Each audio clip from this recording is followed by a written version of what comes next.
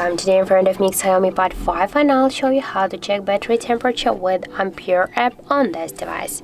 So first we should go into the Play Store application and here enter the Ampere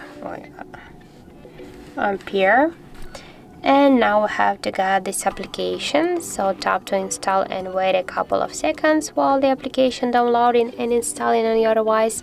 Now just open the app. Okay, and here click yes I agree, click close, and here click to OK on the left down corner.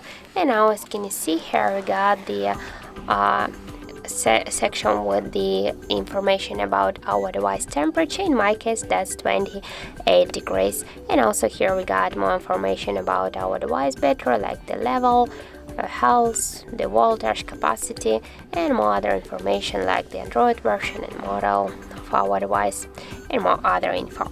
So that's it. Thank you for watching, and if you find this video helpful, don't forget to leave a like, comment, and to subscribe our channel.